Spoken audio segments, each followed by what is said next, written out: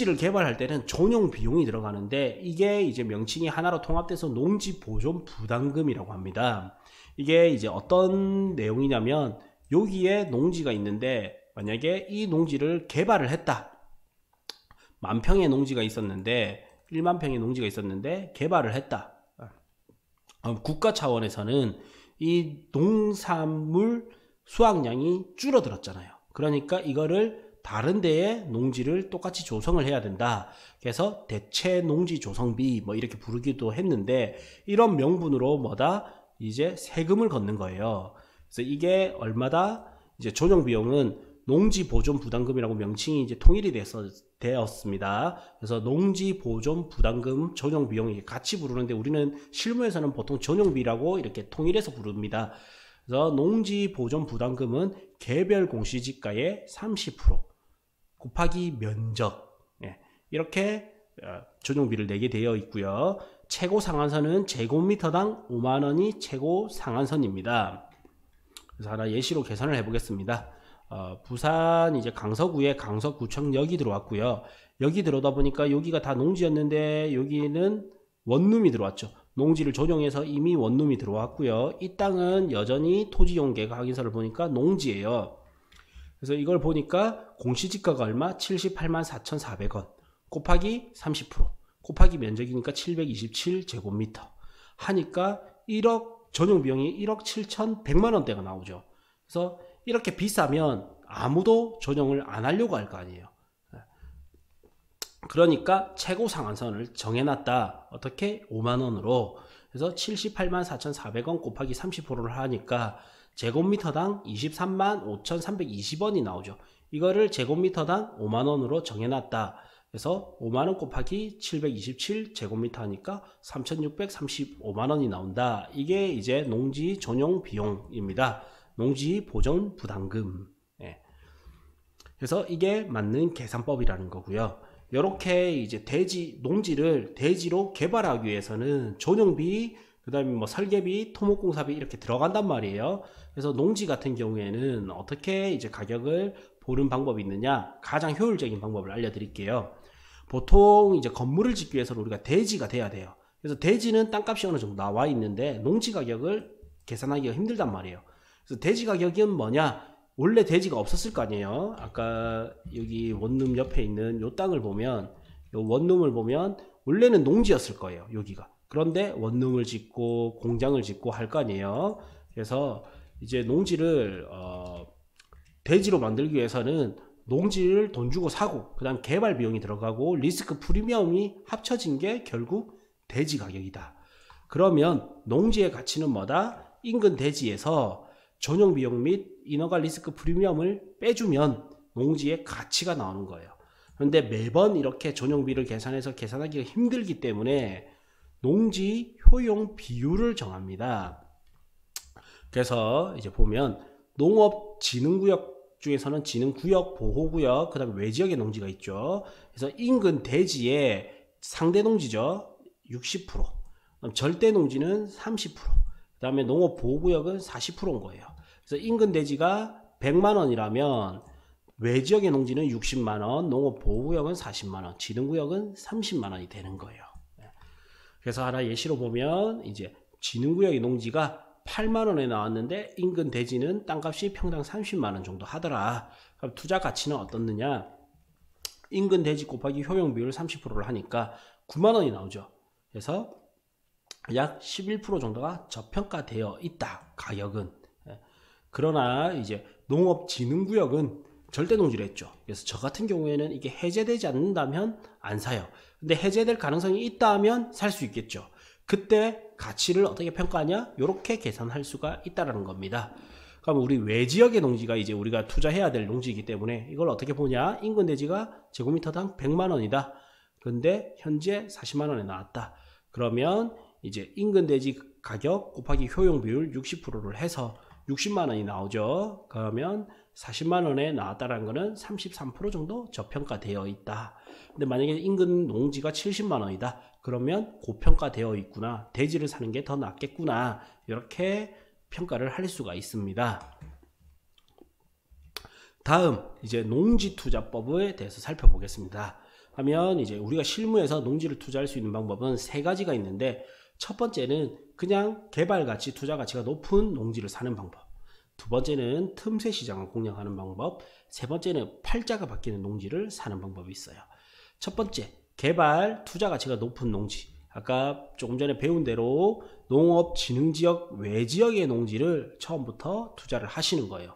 초보 기준으로 저는 이거를 가장 추천드립니다. 그리고 사실 저도 이 상대 농지 위주로만 주로 투자를 합니다. 농지 투자의 한 90%는 상대 농지만 사고요. 주로 이걸 위주로 하고 요것만 잘해도 훨씬 수익을 볼 수가 있거든요. 우리 투자의 재테크의 3원칙이 뭐가 있어요? 수익성, 그 다음에 황금성, 그 다음에 안전성, 이래 있죠. 투자는 일단 첫 번째 안전해야 되고 수익률이 높아야 되고 황금성이 좋으면 가장 좋은데, 이런 완벽한 투자는 잘 없어요. 주식은 수익성도 좋고 황금성도 좋은데 안정성이 떨어지고, 토지는 안전하고 수익성도 좋은데 황금성이 떨어진단 말이에요. 다시 되팔기가 힘든 게 땅입니다. 그래서 주식 투자의 고수 워렌 버핏은 안전한 투자를 제1순위로 합니다. 그러나 이제 토지 투자의 고수는 황금성을 제1순위로 해요. 잘 팔리는 땅을 사놓으면 실패는 없다. 그래서 처음부터 농업진흥지역 외지역의 농지를 시장 흐름에 맞춰서, 입지에 맞춰서 사는 거예요. 이게 이제 가장 좋은 방법입니다. 다음, 내가 이제 어느 정도 고수가 되면 두 번째 틈새 시장을 공략을 하는 겁니다. 이게 뭐냐? 예를 들어 전원주택을 이거를 5억에 팔 수 있는 시장이다. 항상 역으로 봐야 됩니다. 건물은 커피, 그 다음에 땅은 원두. 그러니까 전원주택 자체는 5억에 팔 수가 있는데 건축비는 어차피 대부분 고정이에요. 그러면 이제 5억 빼기 2억이다 보니까 3억 내에서 봐야 되는 거예요. 그러면 예를 들어 토지를 2억에 매입한다면 수익은 1억이 되고, 토지를 1억에 매입한다면 나의 수익은 2억이 되는 거예요. 요거를 잘 이용하면, 농업진흥구역은 농업인 주택만 지어지기 때문에 힘들다, 농가 관련 시설만 지어지기 때문에 힘든 거예요. 농업보호구역은 단독주택인 및 1종건색, 2종건색을 일부 지을 수가 있다고 하죠. 그래서 이거를 잘 이용하는 거예요.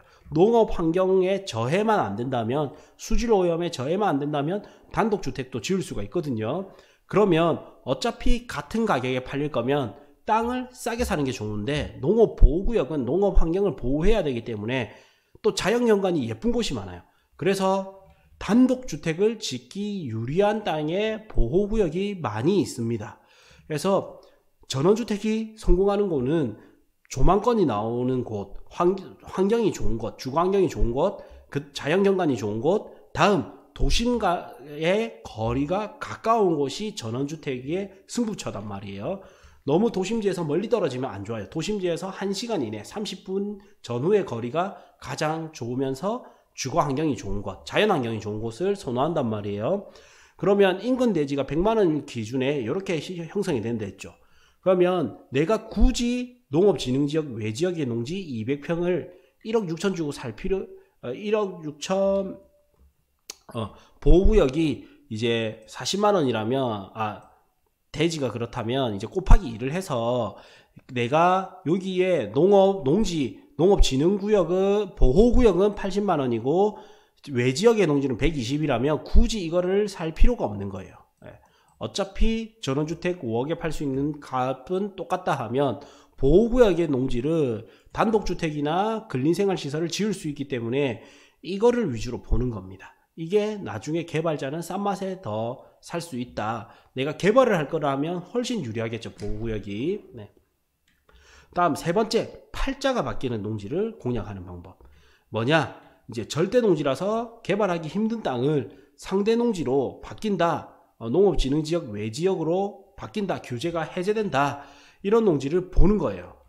그러면 해제 기준이 있습니다. 이거는 잘 모르는 분들이 대부분 많거든요. 해제 기준이 어떻게 되냐? 첫 번째, 도로, 철도 개설 등으로 여건 변화에 따라 3헥타르 이하 남은 자투리 지역 혹은 주변이 이제 개발이 되는 거예요. 개발 사유로 3헥타르 이하 단독으로 남은 지역. 그 다음에 도시지역 내 경지 정리가 되지 않은 농업진흥구역. 녹지지역이지만 경지정리가 되지 않았다. 우리가 흔히 볼 수 있는 게 요 2번입니다. 개발지 인근에 주변이 이제 개발이 계속 일어날 거 아니에요. 근데 3헥타르 이하로 단독으로 남은 거예요. 이런 거를 공략하는 게 가장 우리가 많이 볼 수 있는 거예요. 그래서 3헥타르 1헥타르는 얼마냐? 10,000제곱미터입니다. 3헥타르는 30,000 제곱미터고 이걸 평수로 하면 9,075평이 됩니다. 그래서 3헥타르는 30,000 제곱미터라는 거를 조금 염두에 두시고, 그 다음에 이제 농업진흥구역이 보호구역으로 가기 위해서는 3에서 5헥타르 조금 조금 완화되죠. 5헥타르까지는 보호구역으로 될 수 있어요. 진흥구역 해제 조건은 3헥타르, 보호구역으로 변경되는 건 5헥타르. 그래서 3에서 5까지 이렇게 내가 염두에 두는 거예요. 그래서 여기를 보니까 주변이 개발이 되는 거예요. 예를 들어서. 그런데 면적을 재어보니 26,000제곱미터예요. 그럼 3헥타르 이하죠? 그러면 해제 기준에는 부합이 되는 거예요. 그리고 주변이 보니까 전부 계획관리 지역이에요. 이렇게. 자연 취락지구까지 있어요. 그럼 이런 거는 뭐다? 개발 영향만 받으면 해제될 가능성도 있구나. 이래 볼 수가 있어요. 다음. 이제 여기를 재보니까 이제 6만 제곱미터입니다. 그러면 5헥타르가 5만인데 이거 69,000이죠. 69,000. 그러면 요거는 보호구역으로 해제될 가능성도 낮다. 개발지, 주변이 개발지지만 요거는 풀리기가 쉽지는 않겠구나. 주변 여건이 아무리 좋더라도 주의가 필요하겠구나. 이래 볼 수가 있어요. 그래서 주변이 대규모 개발지인데 3헥타르 3만 제곱미터 이하다. 이런 거는 내가 소액으로 장기 투자를 해볼 만은 하겠죠. 이런 데는 절대 농지이기 때문에 사람들이 잘 안 쳐다보거든요. 아무리 개발지 인근이라 하더라도 이럴 때는 경매 혹은 공매로 내가 소액 투자를 하기에, 소액 장기 투자를 하기에 좋다. 다음 이제 그래서 이제 내가 가장 추천하는 거는 황금성이 좋은 이미 농업진흥지역 외지역에 개발 투자 가치가 높은 농지를 투자하는 방법. 두 번째는 농업보호구역은 전원주택이나 소규모 상가는 되기 때문에 개발자일 경우에는 이런 거를 싸게 사서 같은 결과값인 전원주택이나 상가를 짓고 파는 방법도 있다. 혹은 좀 더 많이 싸게 사서 개발자에게 파는 방법도 있기는 있겠죠. 다음 이제 팔자가 바뀌는 농지인데 이거는 장기 투자를 해야 되기 때문에 소액으로 접근하는 게 좋다. 혹은 국토교통부 같은 데 가면 제가 이제 과거에 계속 수업 중에 이런 말씀을 드린 게 있는데 이 농업진흥구역이 보시면 가치가 2배가 차이 나잖아요. 농업진흥구역 절대농지에서 해제가 되면 2배가 차이 나버린 거예요. 그래서 땅값이 2배가 오를 수가 있습니다. 그래서 이 해제된다는 내용이 확실하게 나왔다 하면 요때는 투자해 볼 만하죠. 그래서 과거에 이제 제가 창원 김해 인근에 이게 투자되는 정보를 국토교통부에 나와 있어요. 단지 이걸 몰랐을 뿐인 거지. 그래서 과거 강의 때 알려드린 적이 있었는데 1년 만에 땅값이 이제 2배가 올랐었단 말이에요. 그래서 이런 확실한 정보가 있을 때는 이제 팔자가 바뀔 만한 농업진흥구역이 해제될 만한 땅에 투자하는 방법도 있겠습니다.